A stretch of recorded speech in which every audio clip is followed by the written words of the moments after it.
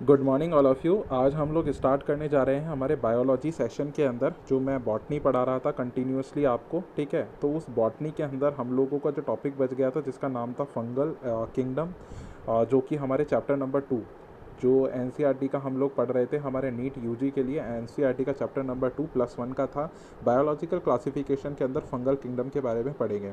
ठीक है, स्टार्ट करते हैं। सबसे पहले हम लोग पढ़ते हैं कि जो किंगडम फंगी है, फंगी जो होती है वो किसको कहा जाता है। तो ऐसे ऑर्गेनिज्म जिसके अंदर कैसा होता है, यूकैरियोटिक ऑर्गेनाइजेशन पाया जाता है, उसको हम लोग फंगी कहते हैं। इसका स्ट्रक्चर जो होता है वो माइक्रो ऑर्गेनिज्म होता है। माइक्रो ऑर्गेनिज्म का मतलब होता है कि इसको केवल हम लोग मतलब नेक्ड आई से नहीं देख सकते हैं, इसको देखने के लिए केवल माइक्रोस्कोप की आवश्यकता हमें पड़ती है।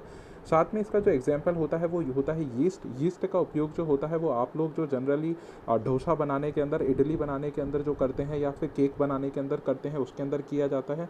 नेक्स्ट बात करते हैं मोल्ड्स। मोल्ड्स जो होता है वो आप लोगों को पता होगा कि मोल्ड्स कभी अचारों के ऊपर या किसी भी तरह का कोई कॉटन सब्सटेंस जो होता है वो जमा हो जाता है और जिसको आप लोग हटा के फेंक देते हैं, वो चीज़ मोल्ड्स होती है। वो भी एक तरह का फंगस ही होता है। मशरूम को आप सामान्य भाषा के अंदर जो होगा वो टोड स्टूल्स के नाम से जानते हैं। इसको सांप की छतरी के रूप में जो होता है हमारा प्रोनाउंसिएशन किया जाता है हिंदी के अंदर। अब आगे बढ़ते हैं। These organism are classified under the kingdom of fungi. इन्हीं को हम लोग जो था फंगी किंगडम के अंदर पढ़ते हैं। मतलब ऐसे ऑर्गेनिज्म जो कैसे माइक्रोस्कोपिक होते हैं, साथ में यूकैरियोटिक ऑर्गेनिज्म होते हैं। कुछ एग्जाम्पल दे रखे हैं इसके, यीस्ट, मोल्ड और मशरूम्स, उनको हम फंगी कहते हैं। ये जो होता है फंगी किंगडम के अंदर पढ़ते हैं, मतलब इसके अंदर कुछ सेल वॉल पाई जाती है। ठीक है, सेल वॉल जो होती है वो कैसी होती है, ओमनी प्रेजेंट होती है। ओमनी प्रेजेंट का मतलब आगे आपको समझाया जाएगा। They are classified as the heterotrophs among the living organism. देखो, हेट्रोट्रोफस का मतलब क्या होता है, ये पूरा किंगडम जो होता है, पूरा किंगडम जो होता है बेटा, वो कैसा होता है, हेट्रोट्रोफस होता है। कैसा होता है, हेट्रोट्रोफस होता है।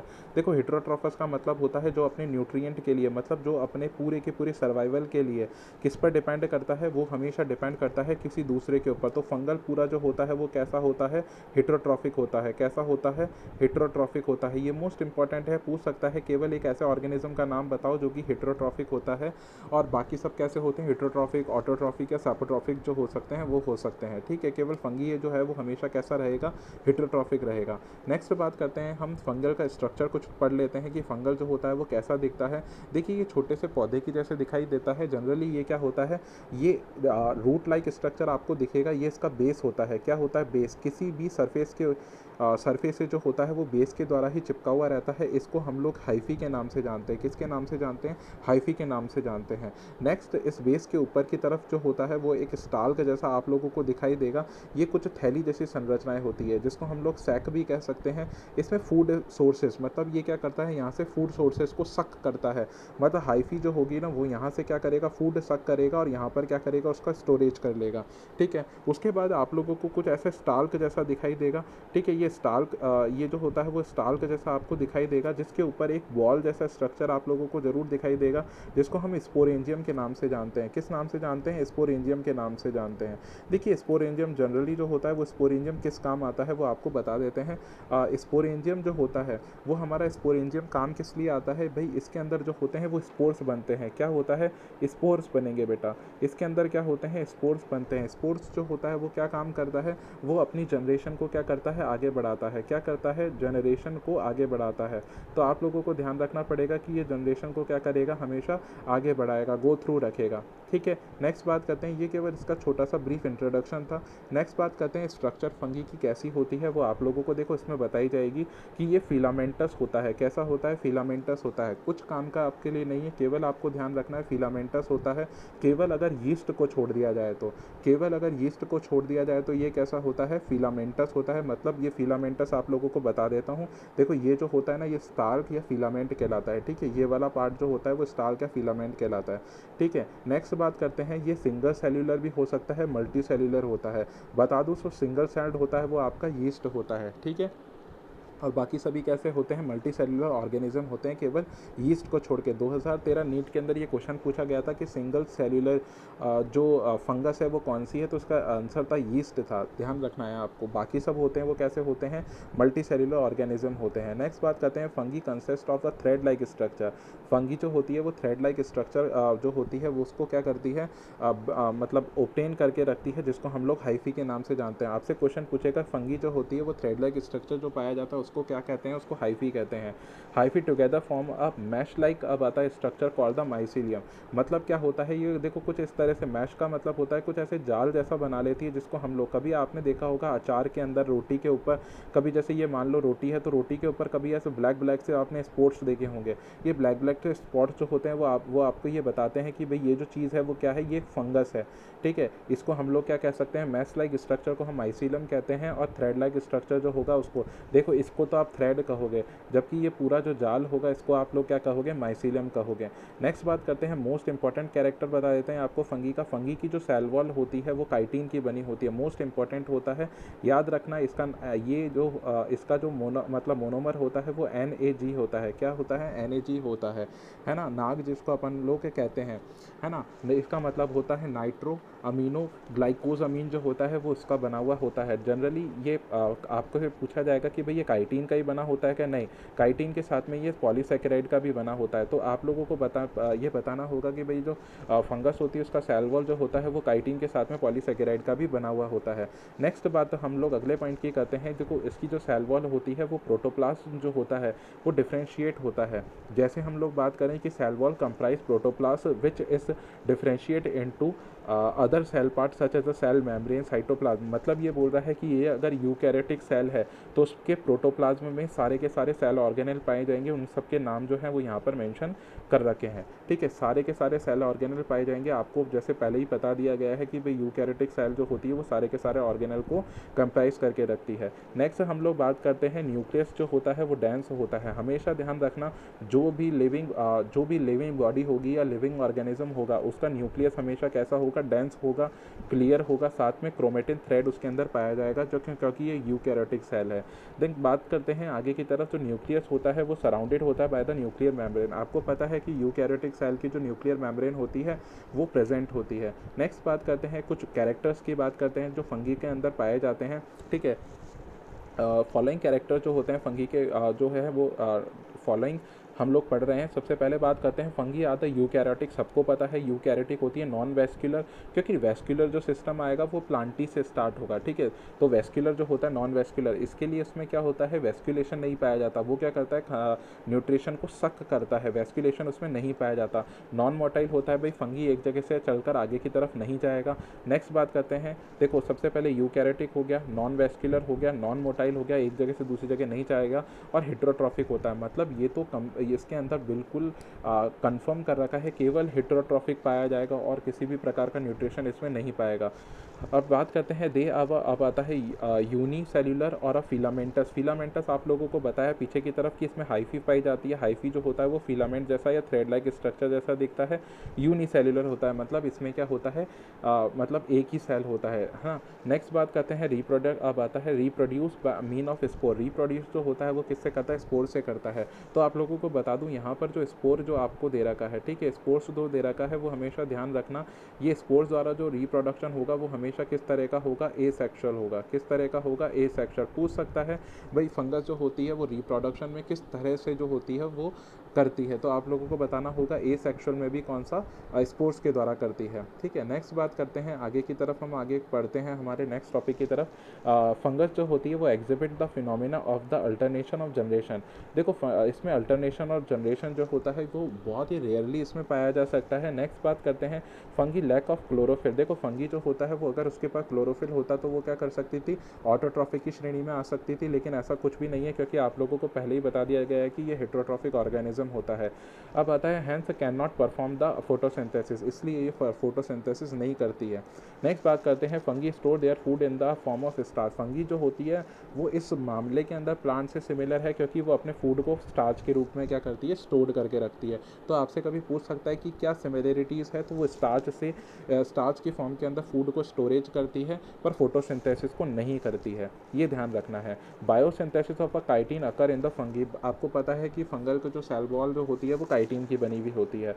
The nucleus of the fungi are a very small, fungi की जो न्यूक्लियाई होता है, सॉरी न्यूक्लियाई जो होता है वो वेरी स्मॉल, क्योंकि इसकी सेल भी बहुत माइक्रोस्कोपिक स्ट्रक्चर होता है, तो इवन न्यूक्लियस भी बहुत छोटा होना चाहिए।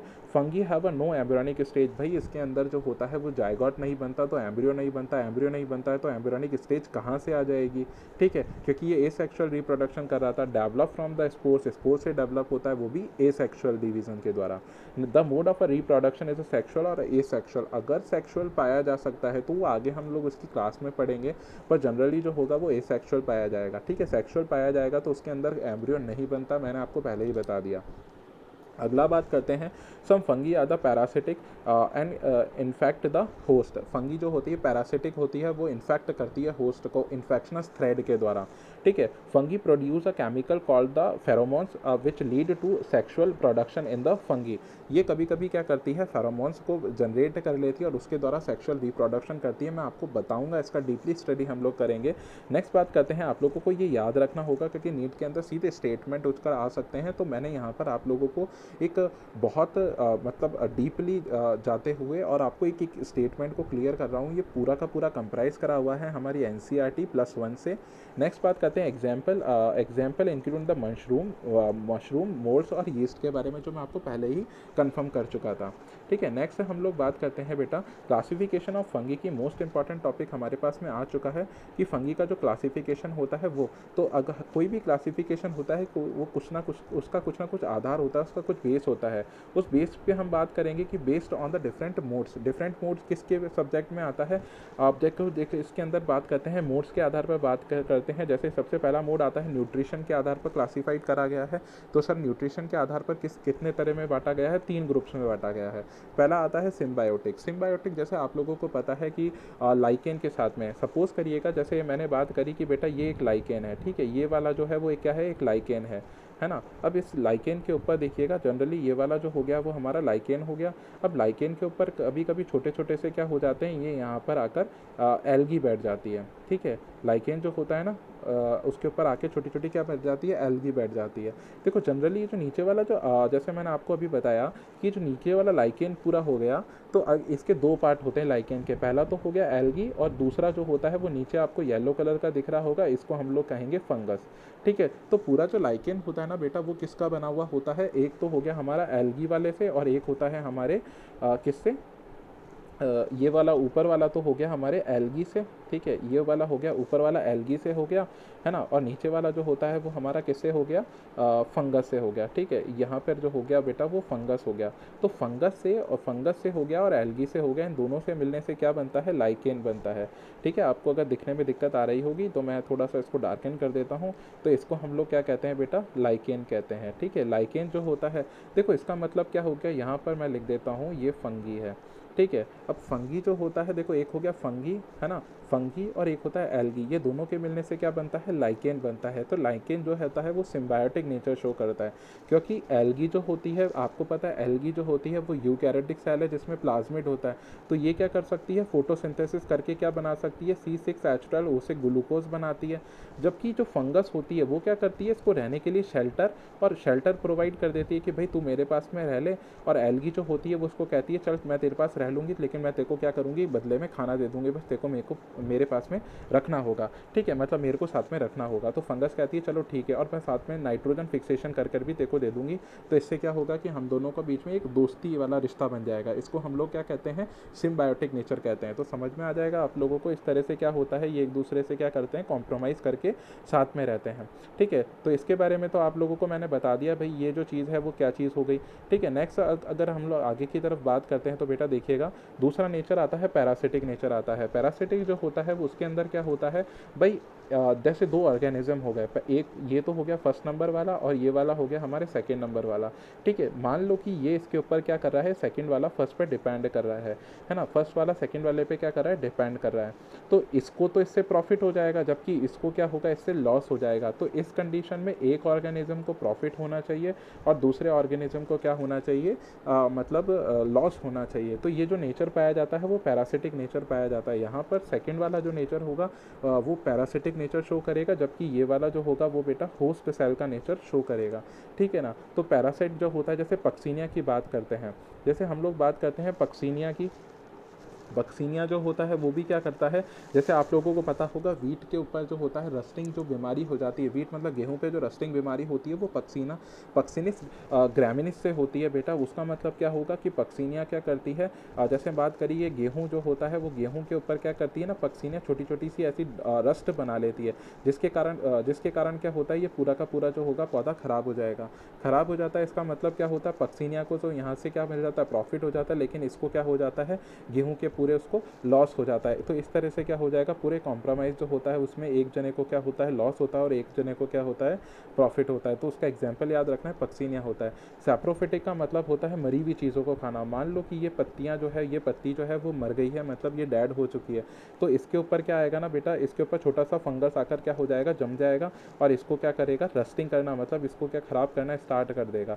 जैसे ये डेड हो जाएगी, इसको खराब करना स्टार्ट कर देगा, तो क्या होगा कि ये पूरी तरह से अपने इसका न्यूट्रिशन जो था वो गेन कर लेगा। तो एग्जाम्पल होता है राइजोपस हो गया, पेनिसिलम हो गया, और एस्परजिलस नाइगर हो गया, ठीक है। अब आप लोगों को बता देता हूँ, यहाँ पे पेनिसिलम की बात हुई है, तो अलेक्जेंडर फ्लेमिंग जो था ना, उसने क्या करा था, पेनिसिलिन की खोज करी थी। ये एक तरह का फंगस होता है जिससे पेनिसिलिन जो होता है वो हमें एक मेडिसिन जो होती है वो एंटीबायोटिक प्राप्त होती है, ठीक है। तो आप लोग न्यूट्रिशन के बेसिस के ऊपर इसको ध्यान रखिएगा, ठीक है। नेक्स्ट बात करते हैं अगला, आप स्पोर फॉर्मेशन के आधार पर बता देते हैं कि भाई स्पोर फॉर्मेशन के आधार पर जो होता है वो कितने टाइप का होता है, based on the spore formation की बात करते हैं, ठीक है। सबसे पहले बात करते हैं हम लोग जाइगोमाइसिटीज़ की बात करते हैं। देखो जाइगोमाइसिटीज़ क्या होता है, आप लोग बहुत डीपली इसको पढ़ना। These are a form by the fusion of a two different cell. मतलब क्या होता है, एक सेल, मान लो एक सेल ये वाली है, एक सेल ये वाली है, जब दो सेलें जुड़ जाती है तो क्या बनती है कि एक दूसरी सेल बनेगी, ठीक है, न्यू सेल जिसको अपन कहेंगे। ये दोनों सेल जो होती है मतलब formed by the fusion of a two different cell, ठीक है, दोनों डिफरेंट सेल होनी चाहिए। सेक्सुअल स्पोर जो होता है are known as a zygospore. इन दोनों स्पोर्स को मतलब ये क्या होता है, सेक्सुअल स्पोर्स कहलाते हैं, लेकिन ध्यान रखना कि ये जो होते हैं वो asexual spores are known as the sporangiospore. मतलब ध्यान रखने वाली चीज़ है कि भाई क्या होता है जाइगोमाइसिटीज़ में क्या होगा, देखो नाम से पता पड़ रहा होगा जाइगोट, नाम से क्या पता लग रहा है, जाइगोट, मतलब आपको पता लग जाएगा कि एक सेक्सुअल रिप्रोडक्शन हुआ होगा, लेकिन दो डिफरेंट स्पोर्स में। जैसे मान लो कि एक फीमेल हो गया, एक मेल हो गया, ठीक है, एक फीमेल हो गया, मेल हो गया, दोनों के अंदर कॉम्प्रोमाइज़ होता है और उसके बाद में क्या बनता है, एक जाइगोट बनता है। उसी तरह से यहाँ पर भी दे रखा है कि भाई दो डिफरेंट जो मतलब जो डिफरेंट स्पोर्स या सेल्स होती है, देखो स्पोर्स भी एक तरह की सेल होती है, उससे मिलकर क्या बनता है कि एक दूसरी सेल बन जाएगी, जिसको हम लोग क्या कहेंगे, जाइगोस्पोर्स के नाम से जानते हैं। और ये कंडीशन जो होती है वो जाइगोमाइसिटीज़ कहलाती है। अगर वो एसेक्सुअल स्पोर्स होंगे तो उसको हम स्पोरेंजियोस्पोर्स कहेंगे, ठीक है। नेक्स्ट बात करते हैं, द हाइफा जो होता है वो विदाउट सेप्टा होता है, मतलब हाइफा में किसी भी तरह के सेप्टम का मतलब होता है कोई भी कोश नहीं पाए जाते हैं। नेक्स्ट बात करते हैं कि एस्कोमाइसिटीज़ क्या होता है। एस्को का मतलब क्या होता है, पहले तो एक थैली बनती है, देखो यहाँ पे लिखा हुआ है सैक फंगी, सैक का मतलब होता है एक थैली जैसा। उस थैली में क्या होते हैं बेटा, उसमें स्पोर्स बनते हैं, और वो स्पोर्स जो होते हैं वो उसको हम लोग एस्कोस्पोर्स कहते हैं, और वो एसेक्सुअल रिप्रोडक्शन के द्वारा क्या बना लेते हैं, कोनिडियोस्पोर बना लेते हैं, ठीक है। और उसको हम लोग, उसका एग्जाम्पल होता है सेकेरोमाइसिटीज़, ठीक है। इसका मतलब क्या होता है, सेकेरोमाइसिटीज़ इसका एग्जाम्पल हो गया। देखो अब अगला बात करते हैं बेसिडियोमाइसिटीज़ क्या होता है। मशरूम्स के अंदर अधिकतर बेसिडियोमाइसिटीज़ जो होता है वो होता है कॉमनली फाउंड इन द बेसिडियोमाइसिटीज़। बेसिडियोमाइसिटीज़ जो होता है मशरूम उसके अंदर मिलता है, केवल यही बताना चाह रहा है। देखो इसमें क्या होता है कि mostly live as a parasite sexual reproduction occur by the basidiospore.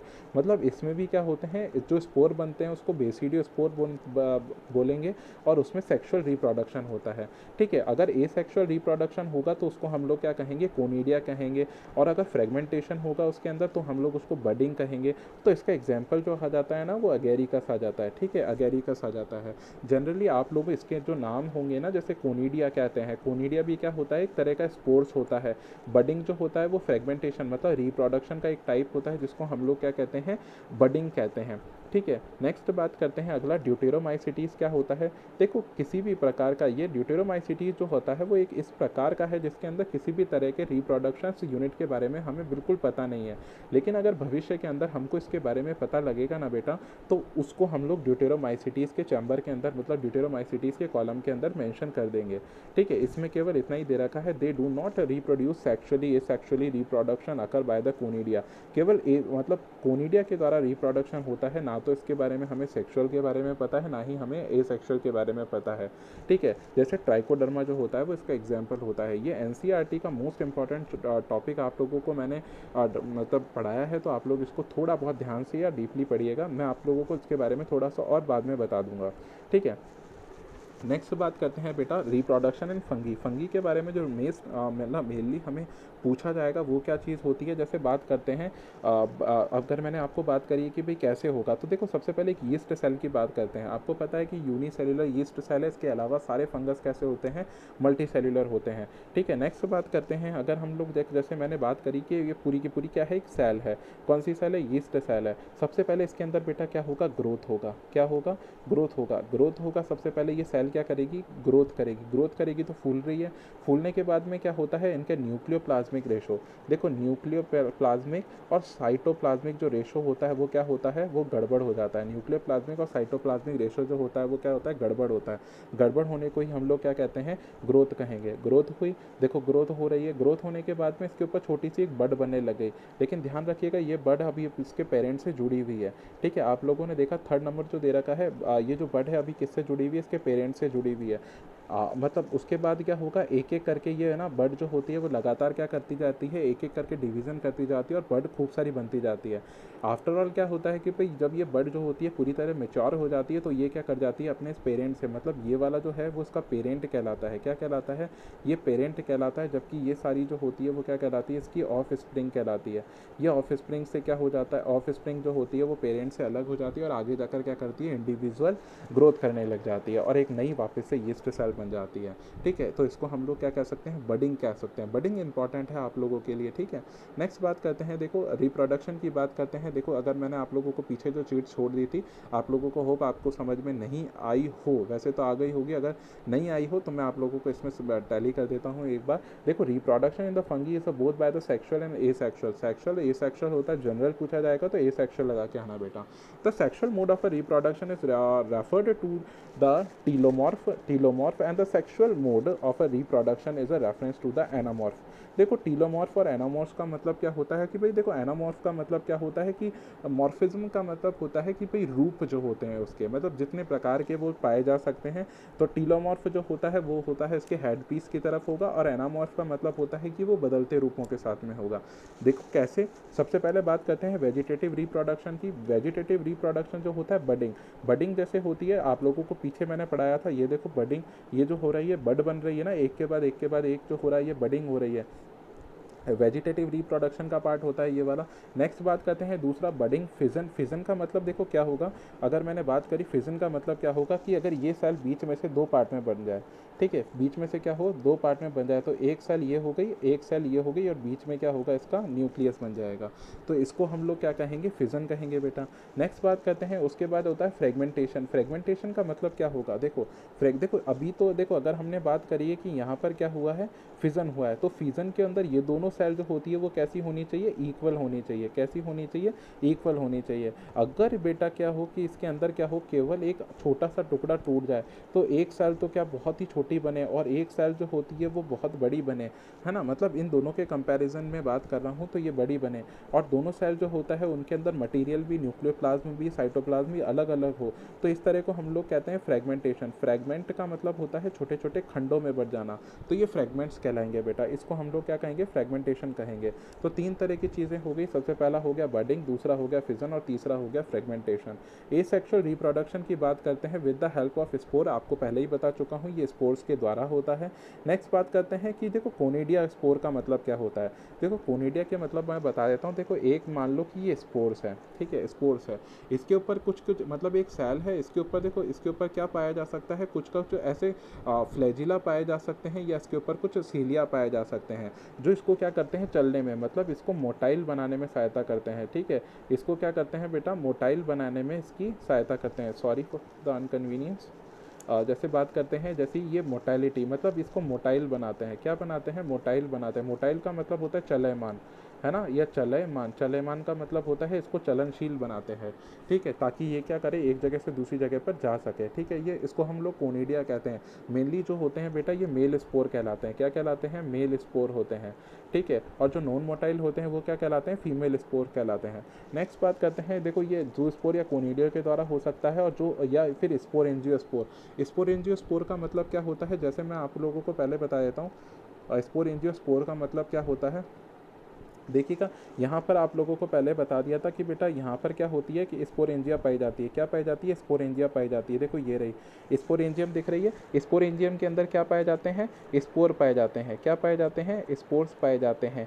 ये स्पोरेंजिया जो होती है पूरी, ये बाहर वाली थैली जो होती है स्पोरेंजिया कहलाती है। इसमें जो स्पोर मिलते हैं वो उसको स्पोरेंजियो, है ना, स्पोरेंजियो फोर कहते हैं। यहीं पे लिख देता हूँ, इसको हम लोग क्या कहते हैं, स्पोरेंजियो फोर कहते हैं। क्या कहेंगे, स्पोरेंजियो फोर कहेंगे, ठीक है। इसके अंदर जो होता है वो छोटे छोटे स्पोर्ट्स आप लोगों को मिलेंगे, ठीक है ना। इसके द्वारा अगर मान लो ये स्पोर्ट्स आया और प्रत्येक स्पोर्ट ने क्या कर लिया, एक दूसरा क्या बना लिया, एक फंगस स्ट्रक्चर बना लिया, तो इसको हम लोग क्या कहेंगे, स्पोरेंजियो स्पोर के द्वारा क्या हुआ, रिप्रोडक्शन हुआ है, ठीक है। नेक्स्ट बात करते हैं बेटा, इसके अंदर सेक्सुअल रिप्रोडक्शन की बात करते हैं।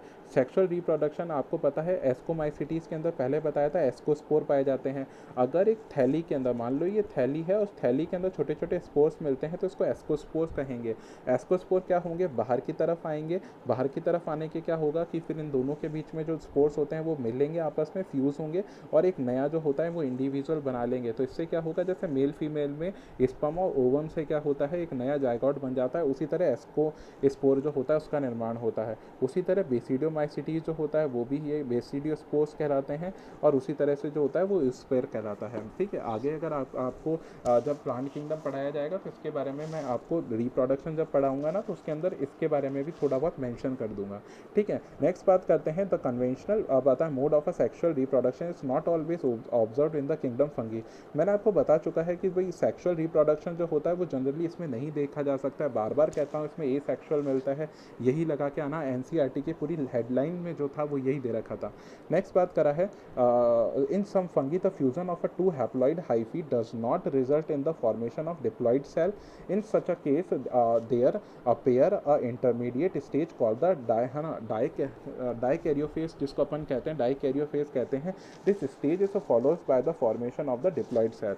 देखिए, इसको हम प्लाज्मोगैमी के नाम से भी जानते हैं। क्या नाम से जानते हैं, प्लाज्मोगैमी के नाम से भी जानते हैं। मैं आपको थोड़ा सा समझाने की कोशिश करता हूँ बेटा, आप लोग इसको थोड़ा बहुत ध्यान से देखिएगा, ठीक है। देखो, सबसे पहले क्या होता है, जैसे मैं बात कर रहा हूँ, किसकी बात कर रहा हूँ, सेक्सुअल रिप्रोडक्शन की। किसकी बात कर रहा हूँ, सेक्सुअल रिप्रोडक्शन की बात कर रहा हूँ। किसकी बात कर रहा हूँ, सेक्सुअल रिप्रोडक्शन की बात कर रहा हूँ, ठीक है। सेक्सुअल रिप्रोडक्शन की बात मैं कर रहा हूँ, ठीक है। थोड़ा बहुत स्पेलिंग में थोड़ा आप लोग देख लीजिएगा। इस रिप्रोडक्शन जो होता है वो जनरली मैं आपको इसी तरह से समझाने की कोशिश कर रहा हूँ, ठीक है। देखो, सबसे पहले बात करते हैं सेक्सुअल रिप्रोडक्शन की बात करते हैं। इसको एक बार वापस लिखते हैं, सेक्सुअल रिप्रोडक्शन की, ठीक है। सेक्सुअल रिप्रोडक्शन, ठीक है, सेक्सुअल रिप्रोडक्शन की बात करते हैं, ठीक है। सेक्सुअल रिप्रोडक्शन में बेटा क्या होता है, देखिए, सबसे पहले क्या होता है, एक तो ये हो गया एक स्पोर, और ये हो गया एक दूसरा स्पोर, ठीक है। ये हो गया इसका दूसरा स्पोर हो गया, ठीक है। देखिएगा, इसके अंदर जो होता है वो कुछ इस तरह का आप लोगों को दिखेगा। ये क्या है, इसका न्यूक्लियस है, ठीक है। और इसका न्यूक्लियस जो था मैं यहाँ पे बना देता हूँ, ठीक है। ये वाला हो गया। दोनों एक दूसरे से डिफरेंट है क्या, हाँ सर, दोनों एक दूसरे से क्या होते हैं, डिफरेंट होते हैं। देखो, दोनों ने क्या करा, फ्यूज़न करा, फर्टिलाइजेशन करा, फ्यूज़ हुआ, और फ्यूज़ होने के बाद में क्या करेगा बेटा, एक न्यू सेल बना लेगा। क्या बना लेगा, एक न्यू सेल बना लेगा। देखो, इस तरह से इसने क्या करा, एक न्यू सेल को बना लिया, ठीक है। एक तरह का क्या करा, इसने न्यू सेल्स को बना लिया, ठीक है। अब देखना इसके अंदर क्या हुआ, जो इसका न्यू सेल्स बनाया ना, जनरली तो ये वाला होता है, लेकिन यहाँ पर देखो क्या होता है, जो इसने न्यू सेल्स बनाई, इनमें दोनों के जो क्रोमोसोम, मतलब दोनों के जो न्यूक्लियस थे, वो देखो सेपरेट अभी भी यहीं पे ही पड़े हुए हैं। दिख रहे हैं क्या आपको, मतलब इसमें क्या हुआ है कि जैसे मैंने बात करी कि ये वाली जो सेल है वो भी एन होगी और ये वाली सेल है वो भी कैसी होगी, एन होगी, है ना, एन होगी। तो ये 2n नहीं बनती है, ये 2n नहीं बनती है। तो सर फिर क्या होगा, 2n नहीं बनती है बेटा, इसको हम लोग कहते हैं n प्लस एन। मतलब क्या हुआ है कि यहाँ पर जो होगा, यहाँ पे किसी भी तरह से कोई डिप्लॉइड सेल नहीं बनी है ना, क्या ऐसी सेल नहीं बनी है, डिप्लॉइड सेल नहीं बनी है। इसीलिए इसको हम लोग देखो, इसलिए हम लोग इसको प्लाज्मोगैमी भी कहते हैं। क्या कहते हैं, प्लाज्मोगैमी कहते हैं। इसलिए इसको हम लोग क्या कहते हैं, प्लाज्मोगैमी कहते हैं। बोलो समझ में आ जाएगा क्या, मतलब ये डिप्लॉइड सेल नहीं बनी है। क्या नहीं बनी है, डिप्लॉइड सेल नहीं बनी है, डिप्लॉइड सेल नहीं बनी है, ध्यान रखना। डिप्लॉइड सेल बनती तो 2n आना चाहिए था, वो तो आ नहीं रहा। क्या कंडीशन आ रही है, 2n नहीं आ रहा है, तो इसकी कंडीशन आ रही है n प्लस एन। क्या कंडीशन आ रही है, n plus n, n plus n condition आ रही है। ठीक है, तो इस तरह से जो रिप्रोडक्शन होगा उनमें क्या होगा कि ये क्या करेगा, आगे जाके पहले ग्रोथ करेगा, ग्रोथ करने के बाद में फिर वापस सेल जो होगी फिर जाके ये क्या होगा, फ्यूज़ होगा और एक नया जो होगा वो इंडिविजुअल बनाएगा। ठीक है, किसके जैसा होगा, जो पेरेंट्स के जैसा होगा। इस तरह से क्या होता है, इसको हम लोग रिप्रोडक्शन कहेंगे। ठीक है, तो ये सेक्सुअल रिप्रोडक्शन जो होता है बेटा इस तरह से होता है। इस पूरी कंडीशन को हम लोग क्या कहते हैं, डाइकैरियोफेज कहेंगे। और जो स्टेज जो होती है उसके जो फॉलो करी जाती है वो डिप्लॉइड सेल जो होती है नहीं बनती है। देखो इसके अंदर दे रखा होगा। नेक्स्ट बात करते हैं बेटा, यूजेस ऑफ फंगी की बात करते हैं। Fungi are the one of the most important group of the organism of the planet. मतलब इस प्लानट के ऊपर बहुत अच्छा ऑर्गेनिज्म की बात करते हैं। और vital role in the biosphere has a great, अब आता है great economical importance accounts of their both benefit and the harmful. मतलब इस संसार के ऊपर इसके हार्मफुल इफेक्ट भी हैं और इसके यूजफुल इफेक्ट भी हैं। जैसे बात करते हैं, सबसे पहले बात करते हैं रिसाइकलिंग की। Recycling, they play as a major role in the recycling और डेड एंड डिकेड मैटर। देखो इस पूरी प्रकृति के अंदर क्या होता है, अगर ये फंगस नहीं होती ना बेटा, तो यहाँ पर जो मृत चीज़ों होती है उसका जाल लग जाता और बहुत बदबूदार चीज़ें जो होती है वो सड़ने लग जाती और हमारा रहना जो हो जाता वो कैसा हो जाता, मुश्किल हो जाता। तो फंगस क्या करती है, उस चीज़ को क्या करती है, डिकम्पोज कर देती है और हमारे लिए क्या करती है, एनवायरनमेंट को बिल्कुल सेफ रखती है। फूड जो होता है उसकी, जैसे मशरूम आप लोग घर में खाते हो, ईडेबल होती है। ठीक है, और जैसे ह्यूमन जो होते हैं उसको खाते हैं। मेडिसिन जो होती है वो बहुत सारी फंगस से मिलती है, जैसे कि पेनिसिलिन आपको बता चुका हूँ कि अलेक्जेंडर फ्लेमिंग ने इसके बारे में बताया था, +2 की एनसीईआरटी में आप लोग पढ़ोगे। बायो कंट्रोल एजेंट के रूप में बात करते हैं, जैसे लाइकेन जो होता है वो क्या करता है ना बेटा, लाइकेन जो होता है कभी भी मतलब ऐसे एनवायरनमेंट में नहीं उगता जहाँ पे क्या होता है, पॉल्यूशन होता है। तो पॉल्यूशन इंडिकेटर होता है, आप लोग ध्यान रखना। लाइकेन जो होता है वो कैसा होता है, लाइकेन जो होता है वो कैसा होता है, पॉल्यूशन इंडिकेटर होता है ना। लाइकेन जो होता है वो कैसा होता है, पॉल्यूशन इंडिकेटर होता है। क्या होता है, पॉल्यूशन इंडिकेटर होता है, पॉल्यूशन इंडिकेटर होता है, पॉल्यूशन इंडिकेटर। ठीक है, पॉल्यूशन इंडिकेटर होता है। तो ध्यान रखने वाली चीज़ है, लाइकेन जो होता है वो कैसा होता है, पॉल्यूशन इंडिकेटर होता है। आप लोग मोस्ट इंपॉर्टेंट ये पूछ सकता है आप लोगों से बेटा, है ना।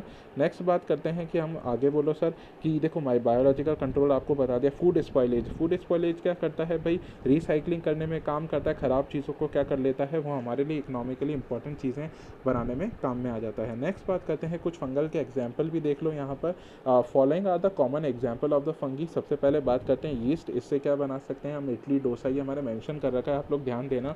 मशरूम खाने में यूज़ कर सकते हैं। मोल्स जो होता है वो क्या करता है, हमें हमारे जनरली खाने की, जैसे एस्टिलिगो हो गया, म्यूकर हो गया, राइजोपस हो गया, वो क्या करता है, माउल्स, माउल्स का मतलब क्या होता है, वो हमारे खाने को क्या कर देता है, ख़राब कर सकता है। टफल्स जो होते हैं, देखो एरिल और टफल्स जो होते हैं वो क्या करते हैं, फूड मतलब जैसे बेवरेज हो गया, इन चीज़ों को सुरक्षित रखने में भी काम में लिए जा सकते हैं और ख़राब करने वाली चीज़ों में भी ये लोग होते हैं, इनकी ब्रीड आती है काम में। तो इस तरह से कुछ इंपॉर्टेंट फंगी के बारे में भी आपको मैंने इंट्रोड्यूस करवा दिया बेटा। इस तरह से जो होता है वो आज हमारा जो पूरा लेक्चर था वो ख़त्म हो चुका है। ठीक है, बस आप लोगों को यही बताना था। देखो आज सारा का सारा जो है हमारा सिलेबस जो हो गया वो इसके अंदर मैंने सारा चीज़ें कंप्लीट आपको करा दी है। इस तरह से जो हमने बायोलॉजिकल के बारे में जो भी चीज़ें थी, क्लासिफिकेशन के बारे में, वो जनरली आपको मैंने क्लियर कर दी है। आपके कोई भी डाउट होंगे तो उसको हम लोग क्या करेंगे, टैली करके और आप लोगों को बता दिया जाएगा जो भी इससे इंपॉर्टेंट या रिलेटेड टॉपिक होंगे। थैंक यू सो मच, आगे की क्लास में कंटिन्यू होइएगा।